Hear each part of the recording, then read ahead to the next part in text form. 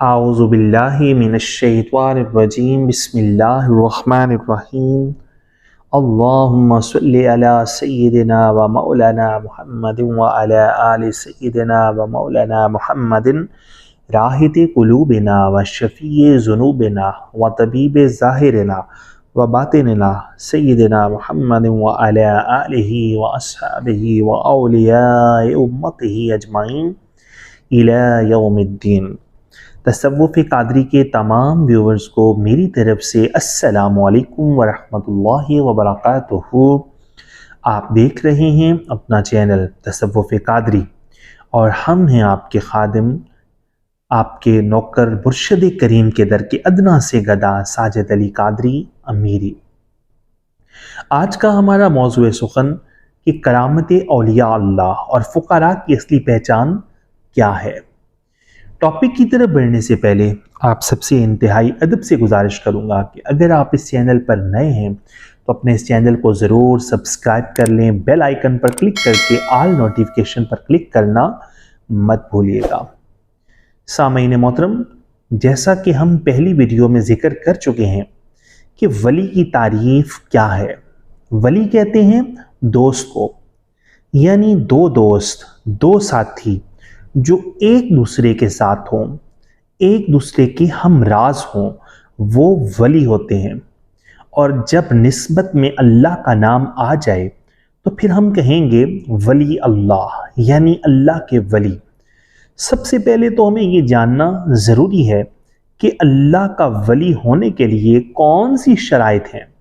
جو سب سے پہلی اور خاص نشانی کہ طالب مولا کبھی بھی طالب دنیا نہیں ہو سکتا۔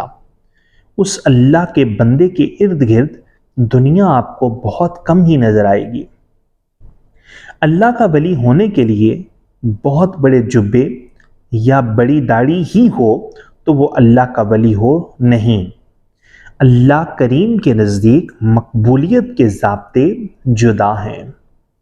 سامعین محترم، ڈاکٹر علامہ محمد اقبال، جن کی داڑھی مبارک ظاہری نہیں تھی اور نہ ہی وہ ظاہری طور پر عالم تھے، ان کی بنیاد تو عشق پر قائم ہے۔ حضرت بشر حافی رحمۃ اللہ تعالی علیہ، آپ کو دیکھ لیں کہ اللہ کے اسم کو چومنے پر شراب کی حالت میں نشے میں چور تھے آپ کی اس ادا کو اللہ نے قبول کیا اور آپ کے دل کی دنیا بدل گئی۔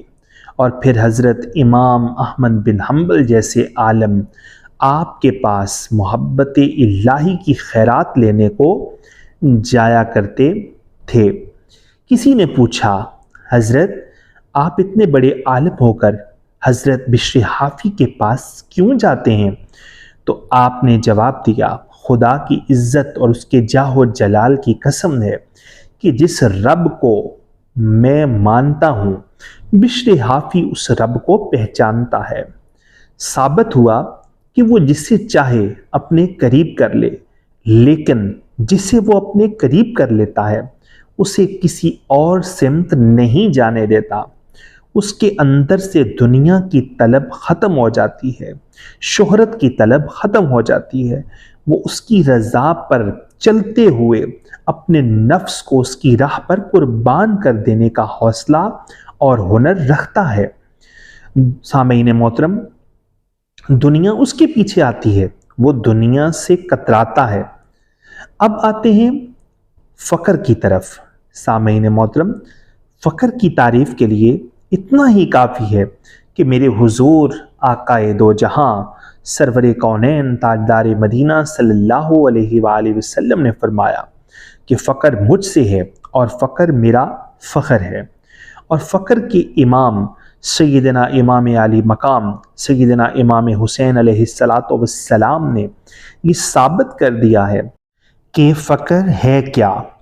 آپ کو مرتبہ دولت دنیا کثیر تعداد میں ملتی تھی، لیکن آپ نے ثابت کیا کہ عشق والے ان چیزوں کے محتاج نہیں، بلکہ یہ تو 72 دین حق کے لیے قربان کرنے کا جذبہ اور حوصلہ رکھتے ہیں۔ آپ کی اولادوں نے ساری زندگی دنیا اور دولت دنیا کو جوتی کی نوک پر رکھا، اور خود کو اس غلیظ دنیا سے پاک رکھا۔ آگے ان کے در سے فقر یا ولایت کی خیرات لینے والے جتنے اللہ کے ولی یا فقیر گزرے ہیں، وہ جناب سیدنا حضرت جنید بغدادی ہوں یا حضرت ابراہیم بن ادم ہوں، انہیں امیرت اور بادشاہت چھوڑ کر خرقہ فقیری پہنتے تو دیکھا ہے، مگر کسی فقیر کامل کو دولت دنیا کو گلے لگاتے نہیں دیکھا۔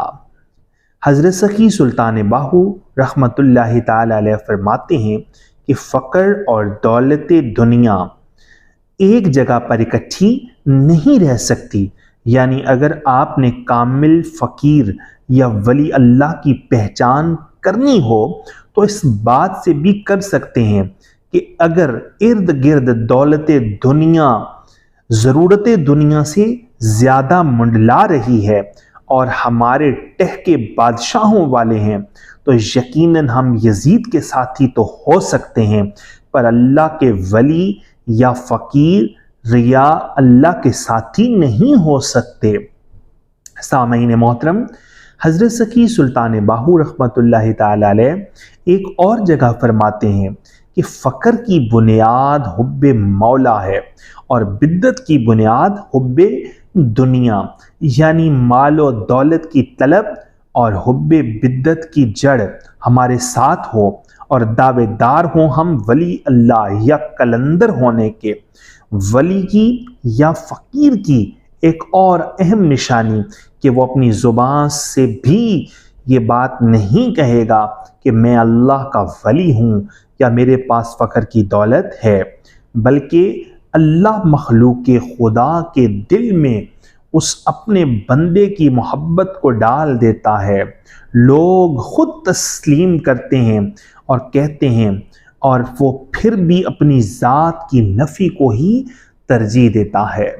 سامعین محترم، آگے آتے ہیں کہ تصوف راہ حق میں، راہ فقر میں یا ولایت میں کرامت کی کیا حیثیت ہے، تو اس بارے میں بھی حضرت سخی سلطان باہو رحمت اللہ تعالی علیہ فرماتے ہیں کہ کرامت حیض و نفاس ہے، یعنی کرامت کو کس چیز سے تشبیہ دی ہے آپ نے؟ حیض جس کی وجہ سے عورت ناپاک رہتی ہے، اس کے ساتھ آپ فرماتے ہیں کہ کرامت حیض و نفاس ہے اور استقامت مرتبہ خاص ہے، یعنی اللہ کے راستے پر، ہدایت پر استقامت، اللہ کی رضا پر راضی رہنا، یہی تو ہمیں سیدنا امام حسین علیہ السلام نے سکھایا ہے۔ وہ کیا کام تھا جو آپ کی طلب پر نہیں ہو سکتا تھا، لیکن آپ نے فقیری کا اصل روپ واضح کر دیا کہ ہر مقام پر آپ پوری استقامت کے ساتھ قربانی در قربانی، قربانی در قربانی دیتے رہے اور اللہ سے پوچھتے رہے کہ یا باری تعالیٰ کہ تو راضی ہے نا؟ نہ کوئی کرامت دکھائی اور نہ ہی کوئی بد دعا دی۔ سامعین محترم، تصوف کے لغوی معنی ہی مکمل طور پر پاکیزگی اور طہارت کے ہیں، یعنی اپنے اندر کو ہر لالچ، چاہے وہ کرامت دکھا کر بلے بلے کا لالچ ہو، ہر ایک چیز سے پاک کر کے خالص اللہ کے لیے اپنی ذات کو وقف کر دینا، یہی تصوف کا مفہوم ہے۔ اور اللہ کے فقیر یا ولی اللہ خود تو کوئی کرامت نہیں دکھاتے اور نہ ہی کوئی کرامت کرتے ہیں۔ ہاں، اگر کوئی اللہ اپنے محبوب بندوں سے اگر کوئی کرامت ظاہر بھی کر دے تو یا وہ ولی یا وہ فقیر کامل خلوت میں چلے جاتے ہیں یا دنیا سے پردہ کر جاتے ہیں۔ اس کے علاوہ اللہ کے ولی یا فقیر کی کوئی نشانی نہیں ہے۔ سامعین محترم، آج ہم اللہ کے ولیوں کو مانتے ہیں لیکن ان کی ایک بھی نہیں مانتے۔ حقیقت یہی ہے کہ اللہ کا ولی سب سے پہلے آپ کو اللہ پر توکل کرنا سکھاتا ہے۔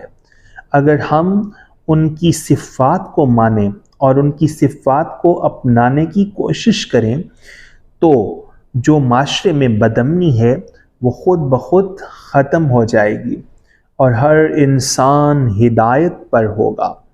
ہم چاہے اللہ کو مانیں یا رسول اللہ صلی اللہ علیہ وآلہ وسلم کو مانیں یا اولیاء اللہ کو مانیں، ہم صرف ان کو مانتے ہیں پر ان کی ایک بھی نہیں مانتے، ان کی ایک بھی ماننے کو ہم تیار نہیں ہیں۔ یہی وجہ ہے کہ نقل کی وجہ سے اصل بھی بدنام ہو رہے ہیں اور اصل نقل کی شہرت میں کہیں دب کے رہ گئے ہیں۔ اللہ کریم ہمیں شعور آگاہی عطا کرے، ہمیں کامل توحید بھی عطا کرے اور اپنے پیارے بندوں کی سچی محبت بھی عطا کرے، اور جس سے محبت ہو، جس چیز کو وہ پسند کرتا ہے اسے اپنانا ہی کامل محبت ہے۔ سامعین محترم، امید کرتا ہوں کہ آپ نے اس ویڈیو سے بہت کچھ سیکھا ہوگا۔ اللہ کریم ہمیں عمل کی توفیق دے، کیونکہ عمل سے زندگی بنتی ہے، جنت بھی جہنم بھی۔ یہ خاک کی اپنی فطرت میں نہ نوری ہے نہ ناری۔ اگلی آنے والی ویڈیو تک کے لیے اپنے خادم کو اجازت دیجیے۔ اللہ نگہبان، فی امان اللہ، وصلی اللہ تعالی علی حبیبہ خیر خلقہ نور عرشہ وزینت فرشہ سیدنا محمد وعلی آلہ واصحابہ اجمعین برحمتک یا ارحم الراحمین۔